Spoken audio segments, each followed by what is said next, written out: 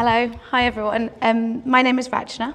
Like Katrina said, I'm a teacher and I have been for over a decade, and I'm a Froebelian travelling tutor. I'm here to talk about the ripples that make us who we are. Each drop, stone or shake within the water, whether good, bad and neutral, shapes our thoughts and actions. I want to share my journey of being and becoming a Froebelian teacher today, using a Froebelian frame of ourselves, others, and the world or universe. Learning from New Zealand colleagues who recite their whakapapa, this is an affirmation of lineage and ancestry, and they describe this as the layering of each generation into the foundations of who we are. Together with what Froebel tells us, that to understand ourselves, we must look into our history. And we know that he looked at his and knew where he came from, and however difficult his life was, it shaped his thinking and ideas for education. So I wanted to share a photo of my grandma in a factory in Leicester in the 70s and 80s, after moving from India to Kenya to the UK.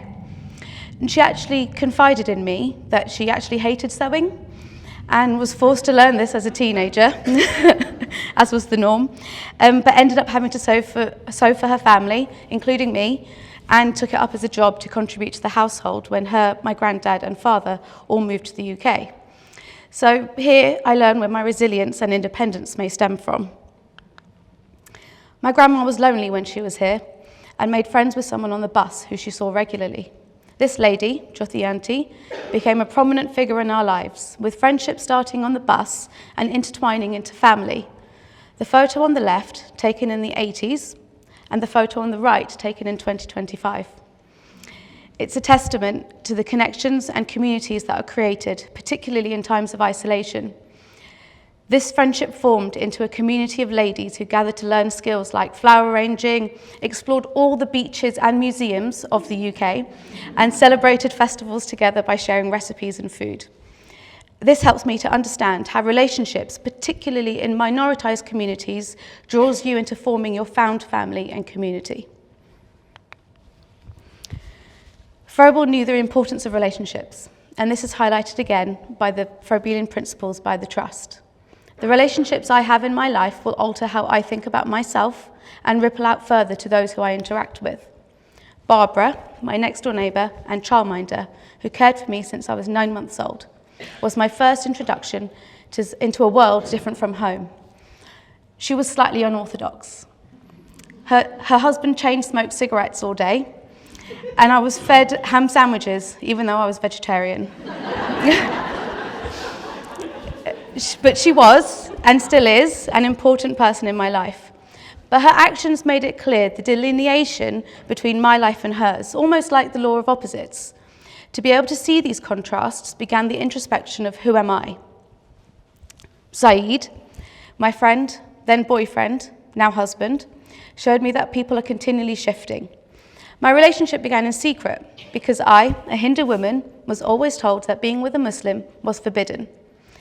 As things went on, I had to face the reality that I might have to choose between him and my family, but I went ahead and introduced him to my family anyway. Luckily, they instantly got on and now see him as an integral part of the family.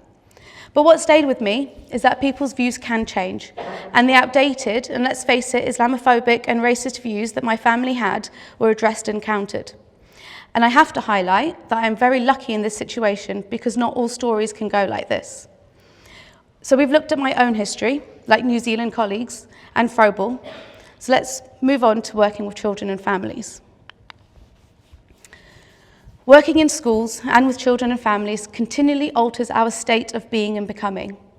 Reflections on my own thoughts and biases within interactions with children bring up difficult questions.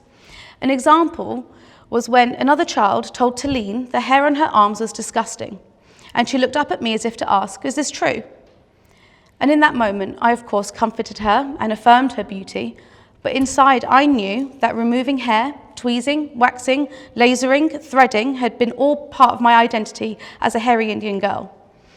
How could I tell her that she was beautiful when I tried so hard to modify that part of myself? These tensions within us are brought to our practice, and educators need to face what their values are and what and how we uphold them within society. We have a moral imperative as educators in shaping children's identity, and this is supported by the United Nations Convention of the Rights of the Child. And of course, these rights are entrenched into law by the Scottish Government. Children attend settings at formative parts of their lives, looking to educators to help them work out who they are. A blind approach, like Barbara's, ignoring of my vegetarian choices, can erase children's identity. Instead, educators help children to see themselves and see others. Khadija was Elijah's key person, and Elijah wanted to look like her, so he found some material and began covering his head like a hijab. Khadija helped him, and together they looked in the mirror, looking at their similarities and differences, where they were the same and where they were different. A bit like Froebel's opposites, a law of opposites. This led on to further exploration of hair and head coverings within different religions and cultures, and Khadija made links to what she knew about Elijah's West African heritage, speaking to family members and discussing different types of covering. Here, there's a reciprocity of being and becoming. Khadija making links, deepening her own understanding, whilst also supporting Elijah in making those connections. And this makes me think of that Froebelian term, link, always link. We can help children to see themselves and become self-aware, and Froebel's ideas emphasize our role in helping children to think for themselves. Leibniz quote here talks to this idea of understanding oneself and knowing who we are. Froebel's basic educational aim, that of life unity, can ultimately only come about by self-knowledge. And self-knowledge, I see this as self-recognition, self-awareness, self-reflection. Self-knowledge, however, is only made possible by standing outside oneself and comparing the self as it is with the self as it ought to be. The self as it is can only be judged by the actions which that self has performed so far. And so I see this as looking at our history, our values, and our sense of self. One's actions were therefore the mediator between one true self and the self one aspired to be. So, do we as educators hold our aspirations and values closely when we work with children? Do we spend the time to reflect on our actions in our work with children? Our actions and aspirations can be described as ripples, and in our role as colleagues, this shapes our and other educators' sense of becoming. Many of the speakers here today have shared their research and projects with children, and these ripples are taken away into our own settings and form new ideas or shift our thinking about our own practice. Karen Barad, who discusses entanglements, writes, "Existence is not an individual affair, and much like the ripples we see in the water, each wave interacts and affects one another." Joining together research and practice deepens our thinking about children, and not without struggle. I have always worked in primary schools, so the reality of applying Froebelian education in today's context comes with many challenges. I know that in my role, similar to many of yours, we are constantly learning, reflecting, and critically questioning practice. For me, this is with my colleagues, with the travelling tutor team, and the people I've met when delivering the short course, and obviously people here today. Being able to complete an MA at Roehampton created ripple effects in my practice and career. Professor Tina Bruce calls this happenstance. Similar to the waves that ripples have, this MA eventually rippled out to being able to attend a Froebel Trust writing weekend and meeting many colleagues that are here today, which later rippled out to becoming a Froebelian travelling tutor, which I'm so pleased to be part of. So further rippling out to global contexts, last year I was invited to join a small team who work in a South African setting amongst the township in Soweto, Johannesburg. The team included Professor Tina Bruce, Professor Ian Bruce, and Dr. Stella Louis. And in spring next year, we return again with Bev Dickinson and Carol Block. We were working with educators in South Africa in a new cultural context, but holding true the Froebelian principles and values. This work was reciprocal. It definitely shifted something in me, and I hope what we did with the educators there shaped their practice too. A few things that I learned. You don't need expensive resources. Things that are recycled, open-ended, and meaningful to children can offer the same affordances. We use paper, newspapers, scraps of materials, and bottle lids, and so on. Children are children everywhere. When a train would go past, the children who probably saw this every day would call out to the train every day. And children will always ride bikes with reckless abandon. You don't need to mention Froebel to share Froebelian ideas. And actually, what use would it have been to share with these educators about Froebel? Who was he to them? Froebelian ideas have clear connections to indigenous practices that South African people have within the fabric of their being, although colonialism has tried hard to remove this. The weaving, dancing, singing, and music so inherently linked to tribal communities is what we try to draw out into their practice. And when we worked with the educators, we saw these colonial tensions, the want for English stories, a curriculum far apart from the lived realities of children, and literal storytelling, a complete contrast to the creativity we knew that they possessed. The educator here retells the story of Goldilocks, literally creating the character with gold material, and pointing out that Goldilocks is a thief. We supported them by working in the moment, retelling stories, making puppets, and then using them to retell the stories to children, trying to bring out that creativity. Whilst we were there, they were learning about the farm, so we encouraged them to bring a chicken in. Luckily, the caretaker had one, supporting them with a Froebelian idea of learning from first-hand experiences. And you can see how the experience of meeting a chicken significantly changed their motivation to draw and write and make marks. Everything that we did in the moment.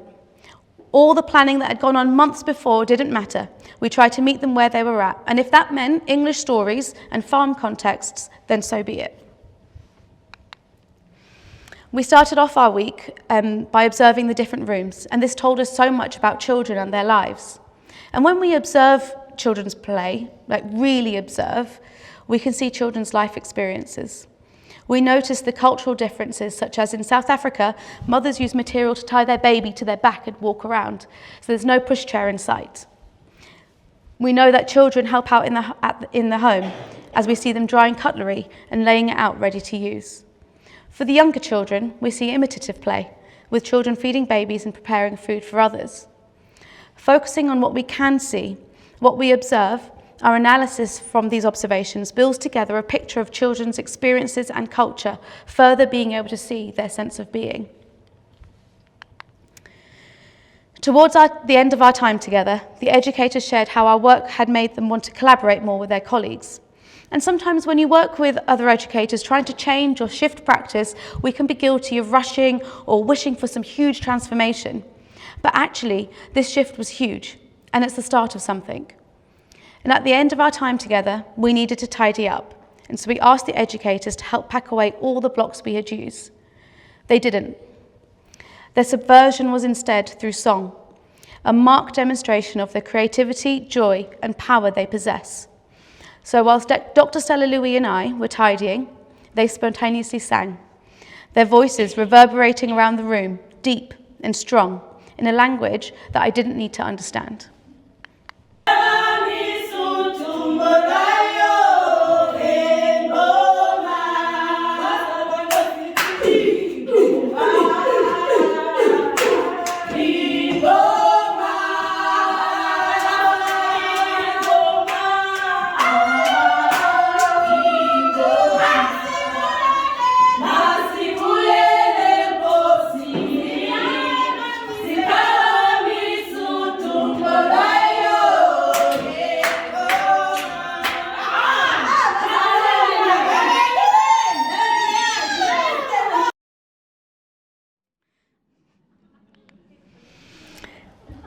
I don't know if you've ever been serenaded, but it's an emotional experience.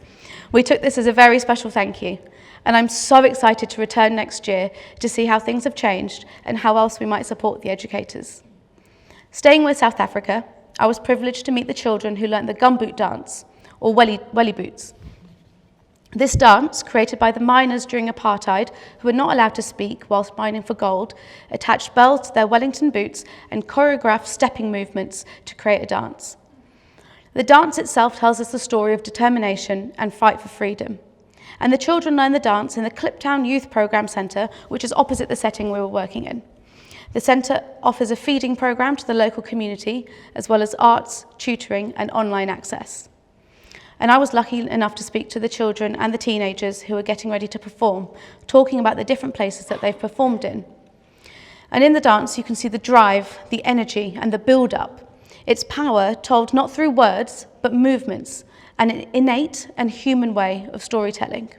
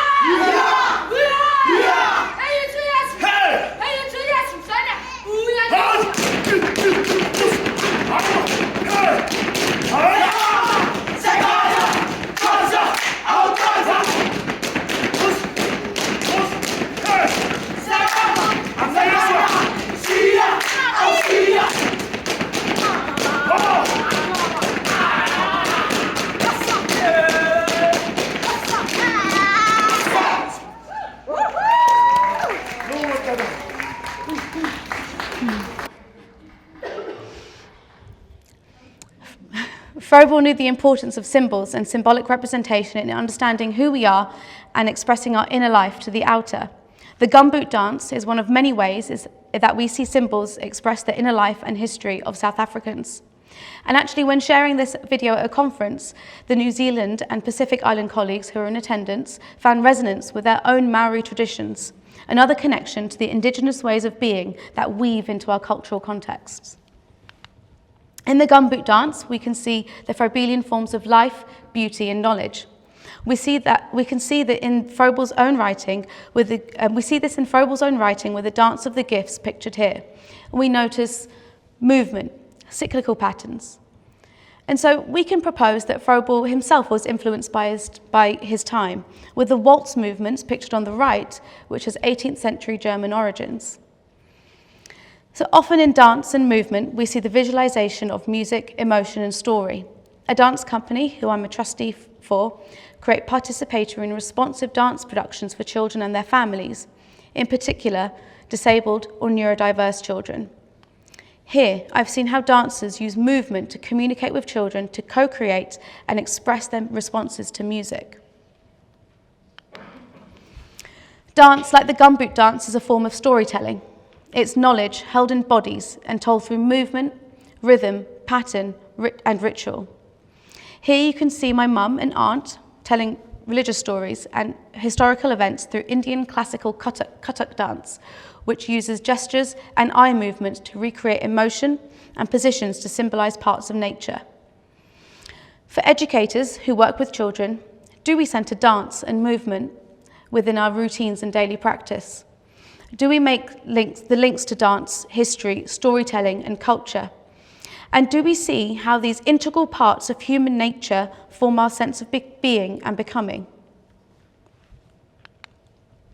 Staying with forms of symbolic representation, for educators in the classroom, many of us use storybooks and point out illustrations to show children a mirror or a window into a new world.